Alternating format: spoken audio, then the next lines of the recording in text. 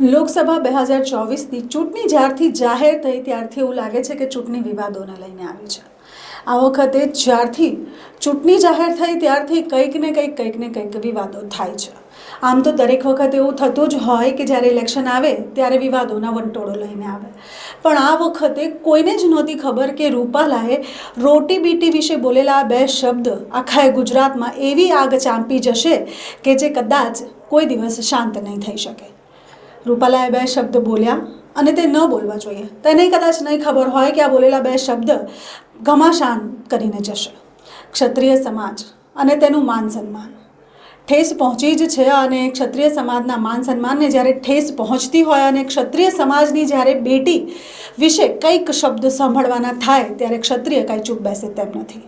તે વિષય પર આજે ચર્ચા કરવી છે, એટલા માટે જ હેડલાઇન ન્યૂઝના સ્ટુડિયો રૂમમાં ઉપસ્થિત છે રાષ્ટ્રીય ક્ષત્રિય સમાજના પ્રવક્તા મહેન્દ્રસિંહ, જે અવારનવાર આપણી સાથે મળતા જ હોય છે, વાત કરતા જ હોય છે અને તેઓના મંતવ્ય આપણી સાથે આપતા જ હોય છે। તેની સાથે સાથે આપણી સાથે ઉપસ્થિત છે બ્રહ્મા સમાજના અગ્રણી સમાજસેવિકા અને જાણીતા એવા વકીલ શીતલ ઉપાધ્યાય। આપ બંનેનું સ્વાગત છે હેડલાઇન ન્યૂઝમાં। મહેન્દ્રસિંહ, આપ સાથે પહેલાં ચર્ચા કરીએ। રાજકીય નેતાઓ જ્યારે પણ ભાષણ આપવા જતા હોય ત્યારે તેઓ ઘણીવાર વાણી વિલાસ કરતા હોય અને ઘણીવાર એવું કંઈક બોલી જતા હોય। રૂપાલાએ પણ આ વખતે બે શબ્દ બોલ્યા, એને કદાચ ખબર હતી કે નહોતી એ તો રૂપાલાને જ જાણ હશે, અને પછી તેણે તરત ને તરત માફી પણ માંગી લીધી। તેમને એક વિડીયો મૂક્યો કે કોઈની લાગણી દુભાઈ હોય તો ક્ષમા કરજો, અને તેની સાથે ક્ષત્રિય સમાજના લોકોને ભેગા કરીને માફી પણ માંગી। તે છતાંય ક્ષત્રિય સમાજે માફી કેમ ના આપી તે પ્રશ્ન હું તમને પૂછવા માંગુ છું। સૌથી પહેલાં આપ મીડિયાનો આભાર પ્રગટ કરું છું કે ક્ષત્રિય સમાજની વેદના આપ સમજો છો, અને સમગ્ર ગુજરાતની સમગ્ર ભારતની અંદર આની શરૂઆત થઈ ચૂકી છે। શરૂઆત જે રૂપાલાએ કરી છે, આપ માફીની વાત કરો છો, માફી તો આપી જ દીધી છે। કોઈ પણ કાયદા સંવિધાનની અંદર બે જોગવાઈ હોય, સજા તથા દંડ। તો કોર્ટ તમને સજા માફ કરે પણ દંડ તો તમને ભરાવે, અને એ વ્યક્તિ ફક્ત ક્ષત્રિય સમાજ માટે નથી બોલ્યો, કારણ કે એમણે જે શબ્દ વાપર્યા છે સમગ્ર સ્ત્રી કે રોટી બેટીનો વ્યવહાર કર્યો। અચ્છા, તમે કોઈ સમાજને ખુશ રાખો છો એ અમને વાંધો નથી કે આપ જે સમાજ પરના પ્રોગ્રામમાં ગયા છે, તમને ઇન્વિટેશન મળ્યું છે તો એ આપણા સંસ્કાર છે, તમે સમાજને ખુશ કરો, પણ એક સમાજને નીચો પાડીને, હવે ક્ષત્રિય સૌથી પહેલા સમાજ નથી, ક્ષત્રિય ધર્મ છે, શાસ્ત્ર ધર્મ છે, અને એમણે જે માફી માંગી તો એ માફી માંગવાની આપ એમની સ્ટાઇલ જુઓ, માફી માંગવાની પદ્ધતિ જુઓ કે મારા કારણે મારી પાર્ટીએ નીચું જોવું પડે, બાકી હું કોઈ દિવસ બોલેલા શબ્દ પાછા લેતો નથી। એ માફીમાં એમનો અહમ છે, અને પછી છેલ્લે એવું કહે છે કે હાલ કે મારી સજા મારા મોદીજીને કેમ આપો છો।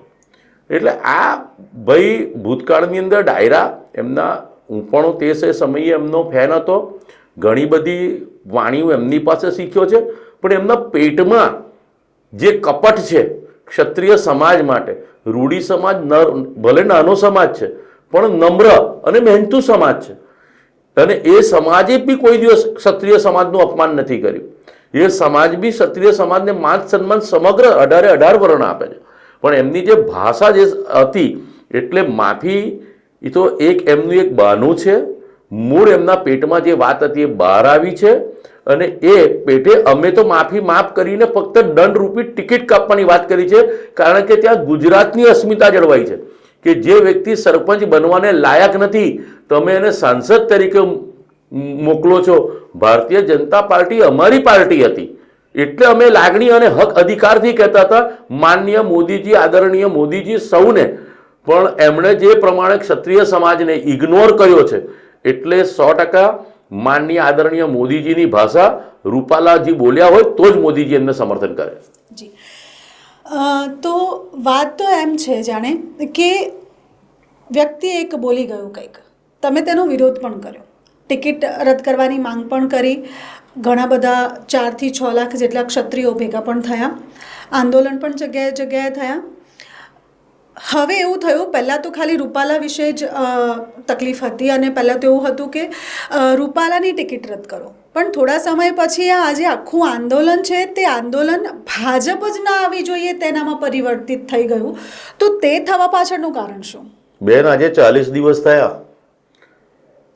અમે શરૂઆતમાં પહેલીવાર ઇતિહાસ ક્ષત્રિયોએ રચ્યો છે, સમગ્ર વિશ્વમાં જ ઇતિહાસ રચ્યો છે. બાકી ક્ષત્રિય ન્યાય છીનવનારો વ્યક્તિ છે અને અન્યાય થાય તો ન્યાય છીનવીને લેવો એક શાસ્ત્ર ધર્મ છે. પણ અમે ગાંધી ચિંધ્યા માટે, કારણ કે લોકશાહી સ્થાપવા માટે અમે પોતાનું તન મન ધન અર્પણ કરી દીધું છે. અમારી માંગણી આઝાદીના સમયે અમારા પૂર્વજોની માંગણી એક જ હતી કે ક્ષત્રિયોનું માન સન્માન જાળવજો. અને જ્યારે અમે ગાંધી ચિંધ્યા માર્ગે આ 5 થી 7 લાખ પહોંચ્યો, હું તમને રિપોર્ટ બતાવું, કારણ કે ગ્રાઉન્ડની અંદર હતી એની સંખ્યા કીધું. 40 વીંગાનો કાલે કંઈ બોલ્યા એટલાની અંદર ગ્રાઉન્ડ ભરાય. બીજા બહાર રોડ ઉપર લક્ઝરીઓમાં રોડ જામ થઈ ગયા હતા. 7.5 કિલોમીટર સુધી તો જામ હતા ઉભેલી પબ્લિકનો. એટલે એ 10 થી 11 લાખ પબ્લિક ભેગા થયા છતાં મીડિયાએ જ રિપોર્ટ બનાવ્યો છે બેન કે અમે ટીટોડીના ઈંડા પણ ડિસ્ટર્બ નથી થવા દીધા. બેન, ત્યાં સૌથી વધારે માવા ખવાય છે. બેન, પાણીની બોટલ 10 રૂપિયાની ખાલી હોય ને એમાં લોકોએ થૂકી અને બોટલ સાઈડમાં મૂકી, એટલે તમને ત્યાં આગળ સ્વચ્છતાનું પણ પૂરું ધ્યાન આપવામાં આવ્યું. પણ એ અમારી જે નમ્રતા હતી ને એ અમારી કમજોરી બની ગઈ. માનનીય આદરણીય મોદીજી ને અમિત શાહે એમાં કોઈ ગંભીરતા દાખવી નહીં. એટલે ઉપરથી અમારો 14 તારીખે પ્રોગ્રામ હતો તો સમગ્ર રાજકોટ અને રોડ પર બોર્ડ મારી દેવામાં આવ્યા ચોટીલાથી, અડીખમ ગુજરાત, અડીખમ રૂપાલા, મક્કમ ગુજરાત. એટલે ક્ષત્રિય સમાજને 14 તારીખે ચેલેન્જ આપી હતી કે અમે તો મક્કમ છે અને અડીખમ છે રૂપાલા. એટલે ક્ષત્રિય સમાજને ભારતીય જનતા પાર્ટીએ ચેલેન્જ મારી અને એ ચેલેન્જ અમે એક્સેપ્ટ કરી. અને બેન, આપ જે કહો છો ને કે રૂપાલાની સજા સમગ્ર ભાજપને કેમ, બેન હું આપને સવાલ કહેવા માંગુ છું. કોઈ બહેન દીકરીની કોઈ હત્યા કરીને કે રેપ કરીને એ વ્યક્તિને કોઈ ઘર છાવરે બેન, તો તમે કાયદાકીય શું કરશો? હું આપને પૂછું છું બેન, એ અપરાધ કોઈનો છાવરવો, અપરાધીને સંતાડવા ભારતીય સંવિધાનની અંદર ગુનો બને છે. ત્યારે અમને ખબર પડી કે ભારતીય જનતા પાર્ટી ક્ષત્રિય વિરોધી પાર્ટી છે. મોદીજી અમારા માટે માનનીય આદરણીય સન્માનનીય હતા, પણ માનનીય મોદીજી ભૂલી ગયા છે કે જ્યારે જ્યારે એમને એકલા પાડવામાં આવ્યા ને ત્યારે ક્ષત્રિયોએ એમને સપોર્ટ આપ્યો છે. અને ગઈકાલે જનસંઘના ટાઈમથી ભાજપને ઊભી કરવાની અંદર સમગ્ર ક્ષત્રિયો નામ પણ ગણાયા અમારા વિક્રમસિંહ રાહુલજીએ. એટલે આ વિશ્વાસઘાત ક્ષત્રિયો સાથે થયો છે. ભૂતકાળમાં આપ કોઈ પણ ક્ષત્રિયને પૂછી લો કે ભાઈ તમારી કઈ પાર્ટી, તમે રાજકીયમાં કઈ પાર્ટી તમારી, ત્યારે ગર્વથી અમે કહેતા હતા ભારતીય જનતા પાર્ટી અમારી પાર્ટી છે. પણ આમણે તો અમારા પ્રેમ સાથે દગો કર્યો છે, વિશ્વાસઘાત કર્યો છે. એટલે જ્યાં ક્ષત્રિયોને સ્થાન નહીં એવી પાર્ટીને ભારતમાં કોઈ સ્થાન નહીં.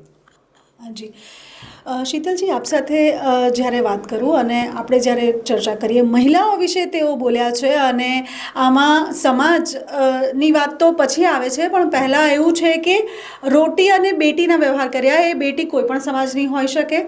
તો શું લાગે છે આપને કે કોઈ પણ સમાજની સ્ત્રી વિશે જ્યારે કોઈ આવું કંઈક બોલી જાય ત્યારે કાયદાકીય રીતે આ કેટલું યોગ્ય કહેવાય? જો એને કાયદાકીય રીતે કોઈક સજા મળી શકે તો કઈ પ્રકારની સજા મળી શકે? અને તમે પણ એક મહિલા છો, તમે હંમેશા મહિલાઓના અવાજ બનીને ઊભા રહો છો. આ વિષયમાં તમારે શું કહેવું છે? પ્રથમ તો જેમ આપ કીધું કે મહિલાની જ્યારે વાત આવી રોટી બેટીની, તો દરેક સમાજની મહિલાઓ ઉપર છે. કારણ કે હું ઘણી બધી જગ્યાએ જોતી હોતી કે ક્ષત્રિય સમાજની મહિલાને કીધું ને એ બહાર આવી ગયા. આ ફક્ત ક્ષત્રિય સમાજની મહિલાની વાત નથી. કારણ કે જ્યારે રોટી બેટીના વ્યવહારોની વાત આવી ત્યારે આ ભાગલા જે છે ને, સામાજિક ભાગલા, એ રાજકારણના રાજકીય લોકોએ પાડેલા ભાગલા છે. બાકી આજે પણ બધા સમાજ જો ગ્રાઉન્ડ લેવલ ઉપર નીચે ઉતરીને જમીની હકીકતમાં જોઈએ ને તો સાથે બેસે છે, સાથે જમે છે અને સાથે જ પોતાના દરેક ધાર્મિક ઉત્સવો પણ મનાવે છે. એટલે એવું નથી અહીંયા કોઈ ધાર્મિક ભાગલા, કોઈ સામાજિક ભાગલાઓ જ નથી, પણ આ ભાગલાઓ રાજકીય રીતે પોતાના રોટલા શેકવા માટે બનાવવામાં આવેલા છે. એટલે જ્યારે જોઈએ કે કોઈ પણ બેટીની વાત આવે તો એ સમગ્ર સમાજની વાત આવી જાય છે. અને એ જ્યારે નારીની વાત આવતી હોય, હું વારે વારે કહેતી હોય છે કે ધર્મયુદ્ધ જ્યારે નારીનું અપમાન થયું છે ત્યારે ધર્મયુદ્ધ ઊભા થયા છે, ચાહે મહાભારત હોય, રામાયણ હોય, કોઈ પણ જગ્યાએ આપણે જોઈ લઈએ. અને આ પણ એક ધર્મયુદ્ધની વાત છે, કારણ કે આ આખું કાયદો તો બરાબર છે, લોકશાહીમાં છે એટલે કાયદો હોય, પણ નારીનું સન્માન એક કાયદાથી પણ ઉપર છે એક ડગલું, કે એ ધર્મની વાત આવી જાય છે. હવે કાયદો તો એનું કામ કરે છે, કાયદામાં તો કોઈ પણનું અપમાન કરવું એ ગુનો બને છે, એને ડિફેમેશન કહીએ છીએ આપણે. કોઈકને પણ આપણે અપમાનિત કરીએ છીએ, અને એમાં પણ જ્યારે કોઈકની લાગણી દુભાઈએ છીએ તો તમને એક્ઝામ્પલ આપું કે રાહુલ ગાંધી કંઈક મોદી વિશે બોલ્યા હતા, પેલા નીરવ મોદી ભાગી ગયા, બધા મોદી હતા, એના વિશે બોલ્યા, તો ભારતીય જનતા પાર્ટીના એક નેતાની લાગણી દુભાઈ ગઈ હતી કે અમારા મોદી વિશે બોલ્યા, કે મોદી સમાજ વિશે બોલ્યા, એમ કહીને એમણે કેસ કર્યો. ને એ કેસમાં પેલા ભાઈનું આખું રાજ્યસભાની ને સંસદની આખી એ જતી રહી હતી, એમની સીટ, અને એમને છોડવું પડ્યું હતું, એમનું મકાન પણ છોડવું પડ્યું હતું. તો આ કાયદાકીય જોગવાઈ છે ને જો એની ઉપર જવું હોય તો અત્યારે તો રૂપાલાને ઊભા રાખવાની તો બાબત ઠીક છે, પાર્ટીએ સસ્પેન્ડ કરી દેવું જોઈએ ને એને આવનાર ઇલેક્શન્સ માટે પણ બેન કરવું જોઈએ.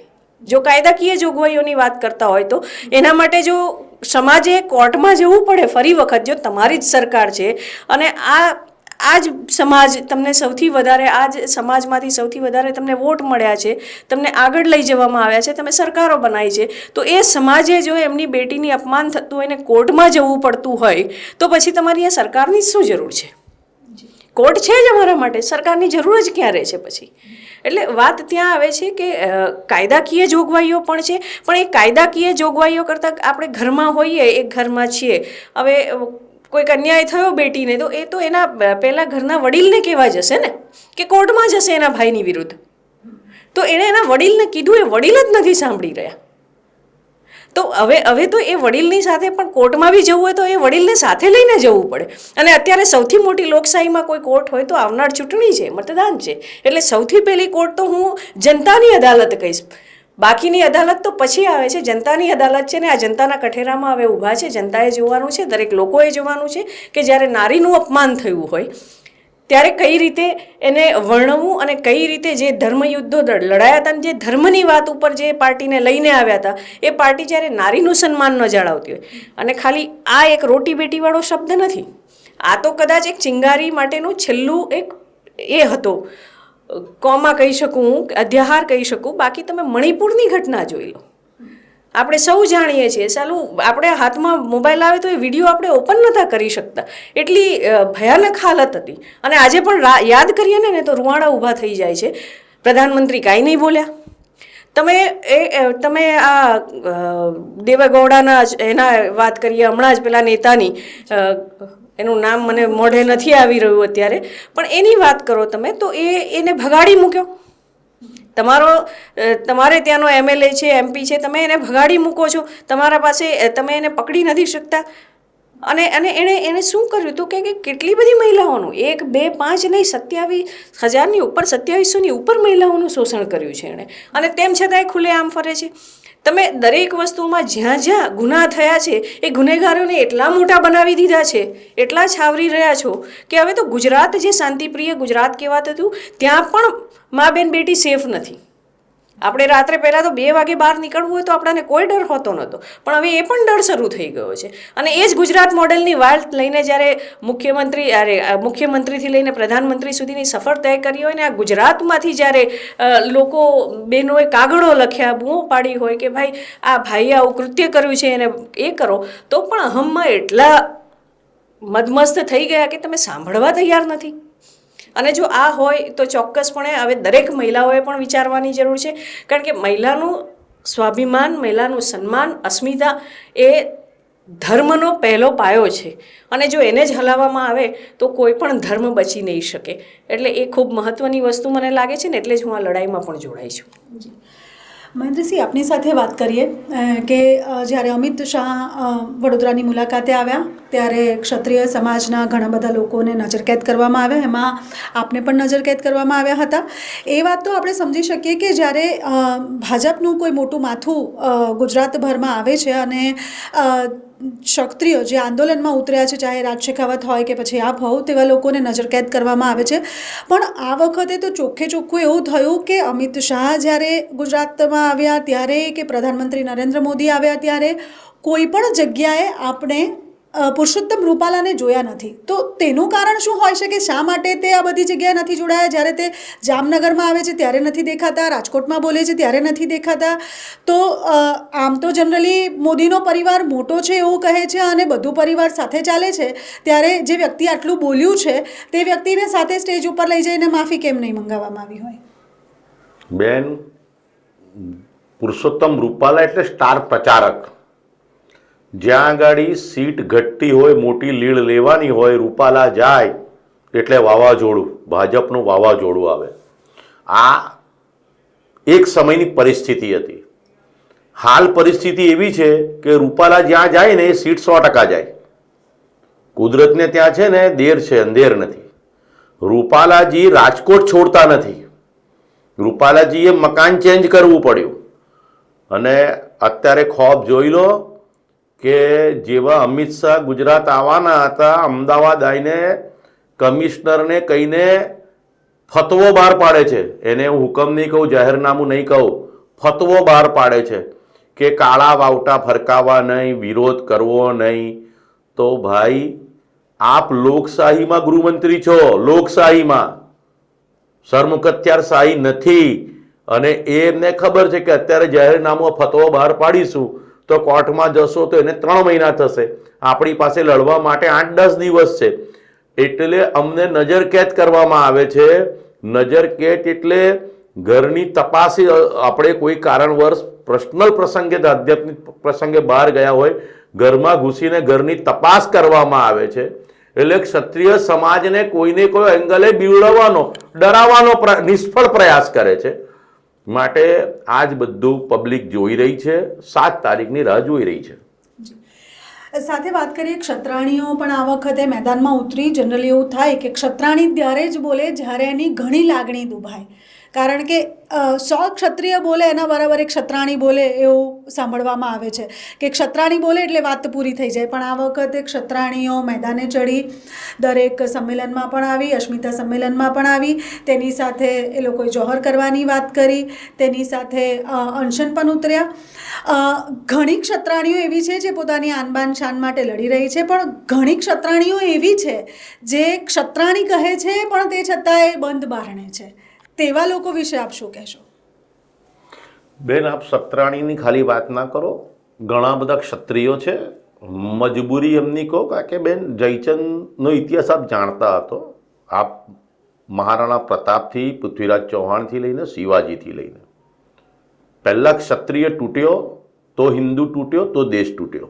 આ હાલ પણ પરિસ્થિતિ એવી છે કે એમની મજબૂરી છે. કારણ કે ભારતીય જનતા પાર્ટી પાસે વોશિંગ મશીન છે. હવે વોશિંગ પાવડર આવી ગયો છે, મોદી વોશિંગ પાવડર.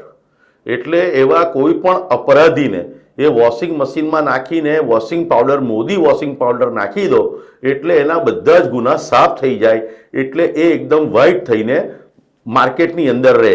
બીજી વસ્તુ બેન, આપ જાણો, તમે ભાજપ સાથે જોડાયેલા છો તો તમે કોઈ પણ જાતના કરપ્શનને, ભ્રષ્ટાચાર કરી શકો છો.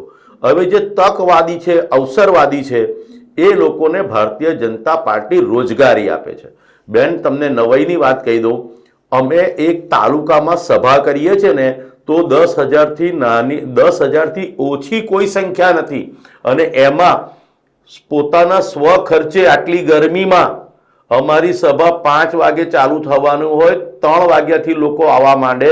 અમારે કોઈ સ્ટાર પ્રચારક નથી કે નથી રાજકીય કોઈ લડાઈ, પણ અસ્મિતા માટે બેન જુઓ, નાના નાના તાલુકામાં 10,000 ક્ષત્રિયો સાથે સર્વવર્ણ, હું ક્ષત્રિય સમાજની વાત નથી કરતો, મારી સાથે બેઠેલા મારા બહેન શ્રી એ બ્રાહ્મણ સમાજના છે. અને એમને પૂછો, ક્ષત્રિય સમાજે એમને ફોન કર્યો છે.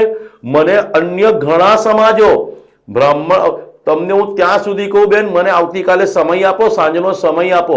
મારા પટેલ સમાજની બહેનો અને ભાઈઓ હમણાં પણ થોડા સમય પહેલા એ પટેલ સમાજ, એટલે આ કોઈ વર્ણવાદની લડાઈ જ નથી. ભૂતકાળમાં ભાજપે બધી તરકટો રચી નાખી કે આ બ્રાહ્મણ ક્ષત્રિયોની દ્વેષ ઈર્ષા છે, ત્યારે અમારે ક્લિયરિટી કરવી પડી કે તમે રૂપાલાની પત્નીને ટિકિટ આપો, એના દીકરાને આપો, એના ભાઈને આપો, અન્ય કોઈ પાટીદારને આપો. એટલે એ એમની તરખટ ઓપન થઈ ગઈ. બીજી તરખટ હવે રચે છે કે કોંગ્રેસ પ્રેરિત આંદોલન છે. તો હું આપના દ્વારા પૂછવા માંગુ છું કે માનનીય આદરણીય મોદીજી, રૂપાલા શું કોંગ્રેસના એજન્ટ હતા?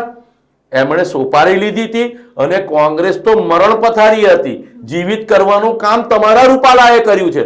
હવે તો રૂપાલા તમે જે સ્ટાર પ્રચારક નહીં અને પુરુષમાં ઉત્તમ શું, એના મોડે જે ભાષા હતી ત્યાં તો રાવણ શબ્દ ના વળે. રાવણ બી મર્યાદામાં હતો. આમણે તો સમગ્ર મર્યાદા તોડી છે. હવે 100% બેન આ ભાજપાને ડૂબાડવાનું કામ એક રૂપાલા, અમારો તો ગુજરાતમાં ટાર્ગેટ છે 25 રૂપાલા. સુરતની પરિસ્થિતિ આપ જાણો છો. ત્યાંના જે દલાલ જીત્યા એટલે તમારે દલાલ તમે સરનેમ લખાવવાની, એટલે તમે બિનહરીફ જીતી જવા માટે તમે સક્ષમ છો. બેન હાઈજેક કરી લેવામાં આવ્યા. એનો અમને બેનિફિટ એ મળ્યો કે 25 રૂપાલા જે બાકી રહ્યા છે ને, ત્યાંની સમગ્ર સીટની અંદર આ માનસિકતા, આ અસર પહોંચી છે. કારણ કે લોકો લોકશાહી માટે વોટ આપે છે, ઠોકશાહી માટે નહીં. આ લોકોની જે થિયરી છે એ ઠોકશાહી થિયરી છે. 7 તારીખે અમારે તો મેડમ અમે વિજય પામવા નથી નીકળ્યા બેન, અમે તો પ્રજાને જગાડવા નીકળ્યા છે. અમારું લક્ષ્ય શું? 25 રૂપાલા 26 સીટ હતી, 2, 5, 10 સીટ જાય. બેન અમને દુઃખ થાય છે, અમારા આંખમાં પાણી આવે છે. ભારતીય જનતા પાર્ટી માટે અમે પણ લોહી રેડ્યા છે, સર્વસ્વ રેડ્યા છે. પણ જ્યારે અમને ખબર પડે કે મોદીજી તો રેપિસ્ટોને સાચવે છે, આ બેને કીધું કર્ણાટક વાળું, આવા તો ઘણા બધા એક્ઝામ છે. રૂપાલા શું બ્લેકમેલ કરતા હશે? શું એવું? મોદીજી આજે પણ આવીને એમની મજબૂરી રૂપાલા માટેની બતાવી દે, ક્ષત્રિય સમાજ માફ 100% કરી દેશે. પણ એ તથ્ય પણ એમની પાસે નથી. વિનાશ કાળે વિપરીત બુદ્ધિ હોય મેડમ, ક્યાં તો ઈવીએમમાં સેટિંગ હોય.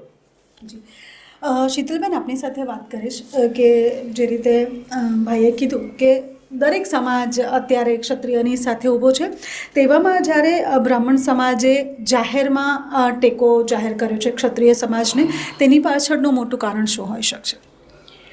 મેં પહેલાં જ કીધું કે જ્યારે કોઈ પણ સ્ત્રીની અસ્મિતાનો સવાલ આવતો હોય ત્યારે દરેક સમાજ એક જ છે. અને ગ્રાઉન્ડ લેવલ પર તો આજે પણ બધા સમાજ એક છે. બ્રાહ્મણ સમાજની વાત કરીએ તો બ્રાહ્મણ સમાજ અને ક્ષત્રિય સમાજ આ બે જેવી રીતે લોકતંત્રના 4 પાયા છે ને, એ રીતે ધર્મશાસ્ત્રના 2 પાયા છે. અને એ બંને એકબીજાના પૂરક તરીકે હંમેશા ઊભા રહ્યા છે. એ ઇતિહાસ ગવા છે એનો. પરશુરામની જોડી જોઈ લો, જેને આખા ત્રિલોકને એમાં જે દુરાચાર હતો એને દૂર કરવા માટે જન્મ લીધો હતો. એટલે એ 2 પૂરક રહ્યા છે અને બ્રાહ્મણ સમાજ હંમેશા માટે ક્ષત્રિય સમાજની સાથે છે. આનાથી વધારે હું આપના માધ્યમથી બ્રાહ્મણ સમાજના જે લોકો જ્યાં પણ બેઠા છે એમને પણ એક મેસેજ આપવા માંગુ છું કે હજુ આપના મગજમાં કોઈ ડાઉટ હોય કે ધર્મને બચાવવા માટે ભારતીય જનતા પાર્ટીની જરૂર છે, તો હું એમને પ્રશ્ન કરીશ કે એક બ્રાહ્મણ તરીકે તમે પોતાની જાતને પૂછો કે બ્રાહ્મણોને જે બ્રાહ્મણ સમાજ છે આખું, એને બદનામ કરવા માટેના જે તરકટો રચાઈ રહ્યા છે, એની સામે આપણે બ્રાહ્મણ સમાજે માંગ કરી હતી કે બ્રાહ્મણ એટ્રોસિટી એક્ટ લાવવો જોઈએ. તો આ સરકારે કેમ નથી લાવ્યો? જો એમને બ્રાહ્મણોની આટલી જ લાગણી હતી તો હું એમને પૂછવા માંગુ છું કે આજે કોઈ પણ બાળકના જન્મથી લઈને માણસના મૃત્યુ સુધીની જે ક્રિયાઓ હોય છે એ કર્મકાંડી બ્રાહ્મણો કરતા હોય છે. તો એ કર્મકાંડી બ્રાહ્મણો માટે એમને કોઈ લોન લેવી હોય, કોઈ પૈસાની જરૂર હોય, કોઈ પણ વસ્તુની, તો એના માટે બીજા બધા સમાજને મળે છે, દરેકને મળવી જોઈએ. પણ બધા સમાજને જ્યારે મળતી હોય ત્યારે બ્રાહ્મણ સમાજને પણ એમાં ઇન્ક્લુડ કરવો જોઈએ. તો આ બ્રાહ્મણ સમાજના કર્મકાંડી બ્રાહ્મણો છે એમના માટે પણ જે માંગણી કરવામાં આવી છે એ કેમ પૂરી નથી કરી? એ પૂછો તમે. મત આપવા જતાં પહેલાં આ જ ભારતીય જનતા પાર્ટીની સરકારને, જેને તમે અત્યાર સુધી કહેતા આવ્યા અમારી સરકાર, એનાથી વધારે તમે વકફ બોર્ડને સારું એવું ફંડ આપી દો છો, તમે મદ્રેસામાં રૂપિયા આપો છો. આપણાને કોઈનાથી વિરોધ નથી, તમે આપો. અમારી માંગણી એ છે કે તમે બ્રાહ્મણ સમાજને કેમ નથી આપતા? તો તમે એ સવાલ પૂછો ને કે કેમ પંડિતોને, આજે પૂજારીઓ જે મંદિરમાં છે એમને તમે જે ટ્રસ્ટીઓ હોય છે એ 1000-2000 રૂપિયા આપે છે, શું 1000-2000 રૂપિયામાં એમનું ગુજરાન ચાલે? પહેલાં તો એવું હતું કે દાનપેટીઓ હોતી હતી કે જ્યારે પૂજા કરતા તો દાન જતું હતું, એ પંડિત એ ત્યાંના પૂજારીઓ લેતા હતા. પણ હવે તો દાનપેટીઓ પણ તમે તમારા જ મિલીભગતવાળાઓને બેસાડીને બધી હડપ કરી લીધી છે. એટલે તમે આપવા કશું નથી માંગતા ને બધા પાસેથી બધું લઈ લેવું છે. અને હું એટલે જ બ્રાહ્મણ સમાજને પણ કહું છું કે તમે આટલી માંગણીઓ મૂકી છે, એ માંગણીમાંથી તમારી કઈ માંગણી સંતોષવામાં આવી છે કે આજે પણ તમારે ભારતીય જનતા પાર્ટી પાછળ ગાંડા થવું પડે? પ્રથમ વસ્તુ તો સ્ત્રીનું અપમાન છે એટલે કોઈ પણ વેઠવું ના જોઈએ. પણ હજુ પણ જે લોકોને કુણી લાગણી છે ને ખૂણામાં, પોતાની જાતને આ પ્રશ્નો પૂછજો જરૂરથી કે આ ભારતીય જનતા પાર્ટીએ બ્રાહ્મણો માટે શું કર્યું છે, તમારી આ માંગણી કેમ નથી સંતોષી અને શું આ માંગણી ક્યારે સંતોષવાના છે. પહેલાં તો તમારી પાસે કોઈક આવે ત્યારે આ સવાલ જરૂરથી પૂછજો, એવું હું એમને પણ કહીશ. અને બ્રાહ્મણ સમાજ જેમ કીધું એમ એ રીતે જ સાથે છે કે ભાઈ પૂરક જ છીએ અમે, એટલે કોઈ અલગ છે નહીં. રાજકોટમાં પુરુષોત્તમ રૂપાલા રાજકોટથી સાંસદ લડી રહ્યા છે, ત્યારે જ એક એવી ક્ષત્રાણી જે હંમેશા પોતાના ક્ષત્રિય હોવા પર ગર્વ અનુભવે છે અને જાહેર સભાઓમાં હું ક્ષત્રાણી છું, હું ક્ષત્રિય છું, એવા બધા સ્ટેટમેન્ટ પણ આપે છે. આપણે વાત કરી રહ્યા છીએ રીવાબા જાડેજાની, તે પણ રાજકોટથી જ છે. અને જ્યારે પણ ક્ષત્રિય સમાજની વાત આવે ત્યારે હંમેશા એ આગળ દોડતા હોય છે. આ વખતે પોતાના જ શહેરમાં પોતાના જ પાર્ટીવાળા વ્યક્તિએ આ રીતનું ભાષણ આપ્યું, પણ ક્યાંય દેખાયા નથી રીવાબા જાડેજા. શું લાગે છે, શ્રી થઈને એમને આગળ આવવું જોઈતું હતું? ભારતીય જનતા પાર્ટીમાં જે રીતે સ્ત્રી નહીં પુરુષ ક્ષત્રિયો છે જે એ પણ નથી બોલી શકતા, તો આ તો બિચારી સ્ત્રી છે. અમે એ જ કહેવા માંગીએ છીએ કે આ સ્ત્રીઓને ક્યાં સુધી દબાવશો તમે, અને એ લોકોને તમે સમજો છો શું? એમની માનસિકતામાં આ સ્ત્રીઓનું કોઈ સ્થાન જ નથી. સ્ત્રીનો ફક્ત ને ફક્ત એમની વોટ બેંક ઊભી કરવા માટે ઉપયોગ કરવામાં આવી રહ્યો છે. હું જાણું છું કે ક્ષત્રાણી છે અને કોઈ પણ ક્ષત્રાણી હોય એ ગમે ત્યાં હોય એનું લોહી તો ઉકળતું જ હોય, પરંતુ બહાર નહીં આવી શકવા પાછળના કારણો જેમ ભાઈશ્રીએ કીધું એમ કે ભાઈ આ લોકોના દબાવવાના એટલા બધા કારણો હોય છે ને એમાં સ્ત્રી હોય ત્યારે તો જો તમે છો તો તમે સારા છો, જો તમે નથી તો સીધું તમારી કેરેક્ટર ઉપર આવી જાય. એટલે આ જે તરકટો રચાઈ રહ્યા છે, અને એમાં પણ ભારતીય જનતા પાર્ટીની બધી સ્ત્રીઓને જોઈ લો તો ક્યાંય કશે બોલવાનો, સ્ત્રીઓ જેવા તો પુરુષોને પણ બોલવાનો અધિકાર નથી. અને આ વાત જ એ છે કે જે રીતે તાનાશાહી ચાલી રહી છે એ તાનાશાહી રોકાવી જોઈએ, કારણ કે આજે આ બેફામ રીતે વાલી વિલાસ થઈ રહ્યો છે, કાલે આપણા ઘરોમાં ઘૂસીને મા બેન દીકરીઓની સુરક્ષા પર પણ પ્રશ્ન આવી જશે, અને ત્યારે શું કરીશું? એટલે આજે જાગવાનો સમય છે. જી મહેન્દ્રસિંહ, આપની સાથે વાત કરું ત્યારે રૂપાલાનો વિવાદ હજુ થમ્યો નહોતો ત્યાં તો રાહુલ ગાંધીએ પણ એક બયાન આપ્યું અને તેઓએ પણ એવું કીધું કે મહારાજાઓ જે રાજા રજવાડા હતા તેઓ તો જમીન હડપી લેતા હતા અને તેઓએ તો વગર પૂછે શોષણ જ કર્યું છે અને પોતાનું રાજ ચલાવ્યું છે. તો કેમ આવું થાય કે કોઈ પણ રાજનેતા ગમે ત્યારે ગમે તે પ્રજા માટે બોલી જાય? તેમને શું કહેશો તમે? બેન, મને તો ખૂબ જ નવાઈ લાગે છે. રાહુલ ગાંધી બોલ્યા એ ક્લેરિફિકેશન આપવા માટે માનનીય આદરણીય મોદીજી આવી ગયા કે ક્ષત્રિય સમાજે તો બધું બહુ યોગદાન આપ્યું છે ને આ કર્યું છે. રાહુલ આવું બોલ્યા. બેન, જેની પર હું આદર્શ કરતો તો આટલા બધા નાટકબાજ, બેવફા સનમ, હવે નાટક કરતા પણ આવડી ગયું. રૂપાલા બોલ્યો તારે તમે મેદાનમાં ના આવ્યા, હજુ તમે પૂછતા, હજુ બી કહેતા નથી, તમે મગનું નામ મરી પાડતા નથી, અને તમે જ કહેનારા પપ્પુ મન બુદ્ધિનો બાળક. તમે અમને શું પૂછો? સાંસદમાં તમારી બાજુમાં બેસે છે. અને રહ્યો તમે એ જે વિડીયો છે ક્યારનો છે, ક્યાંનો છે, એની પુષ્ટિ તો કરો. અને મોદીજી, તમને ક્ષત્રિય સમાજ એટલો વાલો છે, ફરિયાદ કરી દો એની પર. કેમ નથી કરતા? જ્યારે તમારી મોદી સર્વેમ પર જ્યારે એ મોદી 5 મોદી માટે બોલ્યા છે, સમગ્ર મોદી સમાજ માટે નથી બોલ્યા, ત્યારે તમે એમને 2 વર્ષની સજાની જોગવાઈ કરાવી દીધી, સાંસદ પદ રદ કરાયો. હવે તમને જ્યારે સમગ્ર ક્ષત્રિયો માટે આટલો ગર્વ છે તો સૌથી પહેલા રૂપાલાને અંદર કરો. તમે રાહુલને તમે ફરિયાદ કરો ને, એને તમારી જ સરકાર છે, તમારી જ પોલીસ છે. બેન, આ ઇલેક્શન આવે ને એટલે હવે એમને ક્ષત્રિય સમાજ વાળો લાગ્યો. એમને પરમ દિવસે જામ સાહેબને ચરણ સ્પર્શ વંદન કર્યા. અમારા તો આંખમાં આંસુ આવી ગયા કે મોદીજી આટલો તમે લાઈક કરો ક્ષત્રિયને. તો અમારી માતા દીકરીઓ કાગળિયા લખી લખી થાકી, ભઈલા તારા મનમાં નથી.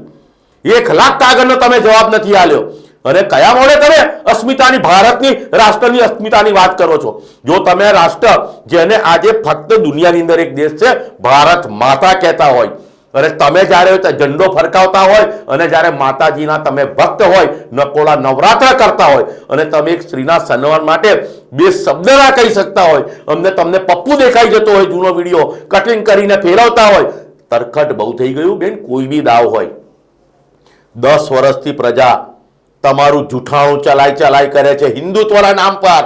હવે ક્ષત્રિયોને બદનામ કરવાના ચાલુ કર્યા. શેખાવતજીના ફોટા, બધાના ફોટા, મુસ્લિમો સાથે ઉભા રહેલા ફોટા. મોદીજી તમારા બી ફાતિયા પડતા, વિડીયો ફરતા હતા, તમે બી ગયા હતા ચાદર ચડાવવા. એટલે સર્વવર્ણ સંભાવ, સર્વધર્મ સંભાવથી તમે પણ ચાલો છો, ક્ષત્રિય સમાજ પણ ચાલે છે. હવે તમે શું ફોટા મૂકીને બદનામ કરો છો? જો તમારે એટલો જ તમને મુસ્લિમ સમાજ પ્રિય ના હોય તો શા માટે લઘુમતી મોરચો ખોલ્યો છે તમે? 250 કરોડ રૂપિયા ઇલેક્ટ્રો બોન્ડમાં તમે લીધા છે. મેં નથી કહેતો, મીડિયા કે છે, અહેવાલો છે. અને એ બી તમે કસૈયો પાસેથી, કતલખાના પાસેથી 250 કરોડ રૂપિયા તમે ડોનેશન પેટે લીધા છે. પહેલા સ્પષ્ટીકરણ તમે આપો. અને રહ્યો મારી બેને બ્રાહ્મણ સમાજની વાત કરી, તો તમે આજે મદરસામાં મુલ્લાઓને તમે આજે પગાર આપો છો. અને મને એક આંધળો ભક્ત એવું કહેતો હતો કે એમની પગાર સ્લીપ આપો. ઓ ભાઈ, ઓપન છે, મીડિયાની અંદર ઓપન છે. હવે તમે હજ જવા માટે એમને સબસિડી આપશો, હજ કરાવશો. આજે હિન્દુ ધર્મ આસ્થા ઉપર ટક્યો છે અને આસ્થા મંદિરો પર છે. તમે મંદિરોની દાન પેટીઓ પર કબજો કર્યો. ત્યાં સુધી તમારા ચોર લોકોને તમે ટ્રસ્ટમાં નાખી દીધા. આ કાકુજી એ કોણ? એ માનનીય આદરણીય આપણા ભારતીય જનતા પાર્ટીના જેટલીજીના વેવાઈ, એમણે આખા ગુજરાતના તમે વેવાઈ બનાવી દીધા. એમને ડાકોરમાં નાખી દીધા, અંબાજીમાં નાખી દીધા. કરનાળીનું મંદિર તમે બ્રાહ્મણો પાસેથી છીનવી લીધો. એટલે તમે ક્ષત્રિય વિરોધી તો હતા, તમે બ્રાહ્મણ વિરોધી છો. હવે તમે 400 કે પાર કરો છો ને, તમારે ઓબીસી, એસસી, એસટી અનામત નાબૂદ કરવી છે. પણ એ ક્ષત્રિયોને, બ્રાહ્મણ કોઈનો અધિકાર તમને મારવા નહીં દે. આ 10 વર્ષ 400 કે પાર તો છોડો, અમારું ગણત તો તમને આ જીવન જીવો ત્યાં સુધી ચલાવવાની હતી. પણ આ મોડામાં, રૂપાલામાં કાળ ભેરવી બેઠા. હું સમગ્ર પ્રવક્તાઓને કહેવા માંગુ છું, માં સરસ્વતીનું નામ બદનામ ના કરતા. રૂપાલાના મોડે કાળ ભેરવી બેઠી અને ભાજપનો કાળ લઈને જશે બેન. આ બ્રાહ્મણ સમાજની અન્યાય નથી, હજુ દરેક સમાજને. આ લેવા પાટીલને કહેતા હતા આ તો ગોધરિયા છે, દરેક સમાજ માટે બોલ્યા હતા. પણ એ સમયે મોદીજીના પ્રેમમાં કોઈ કશું બોલતું નતું, મજાકમાં લઈ લેતું હતું. પણ તો મજાક મેં રજાક મરી ગયા. સમગ્ર ભાજપને તમે લઈને ડૂબ્યા છો તમે. એટલે 7 તારીખે 100% અમારું આ પ્રયાસ સર્વવર્ણો.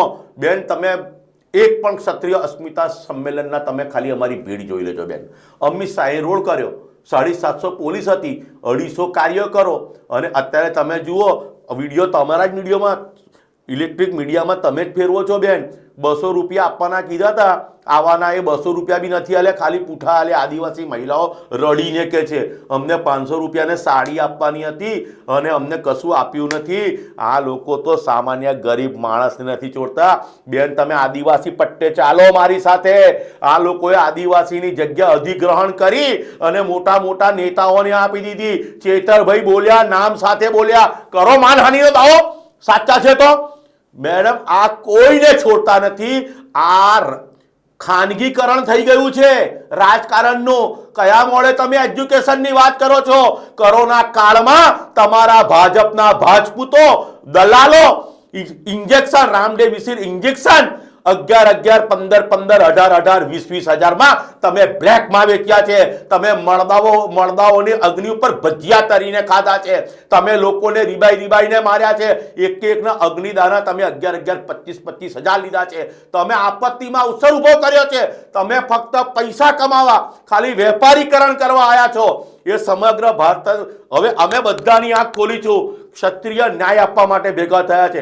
હવે તમારા જે અમે ચશ્મા પહેર્યા હતા ને, એ ચશ્મા હવે અમારા નીકળી ગયા છે અને સર્વ સમાજને સાથે રાખીને અમે હવે અમારી પાસે 25 રૂપાલા બાકી છે બેન. યુપીમાં જઈને હાલત જોઈ લો, રાજસ્થાનમાં જઈને હાલત જોઈ લો, છત્તીસગઢમાં જઈને, હરિયાણામાં દરેક જગ્યાએ આગ લાગી છે. આ આગ ભારત ફક્ત ગુજરાત પૂરતી નથી, સમગ્ર ભારતમાં લાગી છે.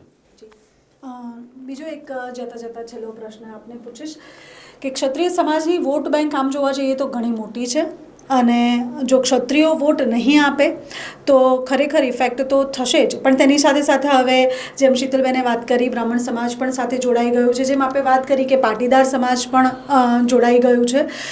તો શું લાગે છે આપને કે આ વખતે ગુજરાતમાં ભાજપને નહીં આવવા દેવા માટે જે આંદોલન ચલાવી રહ્યા છે એ આમાં કેટલું સફળ થઈ શકશે? બેન, સૌથી પહેલાં અમારું આંદોલનનું નામ અમે અસ્મિતા આંદોલન રાખ્યું છે.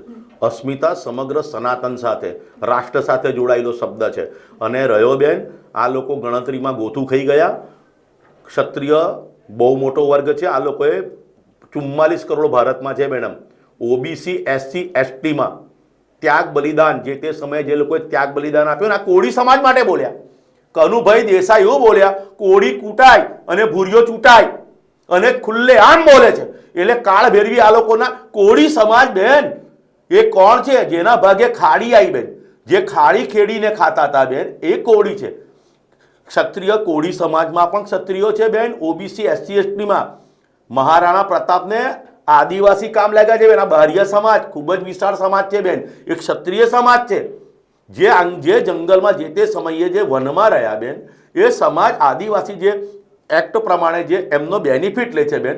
એટલે હવે સમગ્ર ક્ષત્રિય સમાજ જાગ્યો બેન. કાલે અમારું વજેરિયાનું જે સંમેલન હતું બેન, કોઈ પણ સમાજ, મોલેસમ ગરાસિયા સમાજ બેન, હા, એ મૂળ એમની પૂજા પદ્ધતિ અલગ છે બેન. જ્યારે એ મંચ પર આવીને એવું કહેતા હોય કે મારો ધર્મ અલગ છે પણ મારું લોહી રાજપૂતનું છે બેન, એટલે રૂપાલાજીના મોડે જે કાળ ભેરવી બોલ્યા ને, એને સમગ્ર હિન્દુસ્તાનના ક્ષત્રિયોને શાસ્ત્ર ધર્મ યાદ કરાયો છે.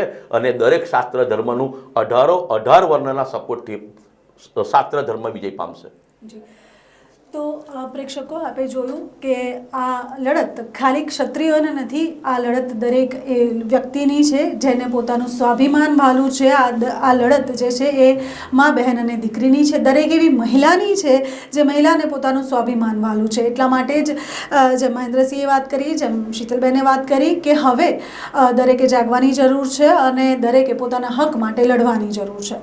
તો આજના કાર્યક્રમમાં બસ આટલું જ. મને સાથે શીતલ ઉપાધ્યાય અને મહેન્દ્રસિંહને વિદાય આપશો. ફરી મળીશું એક નવા કાર્યક્રમમાં, એક નવા જ વિષય સાથે. ત્યાં સુધી નમસ્કાર, જય હિન્દ.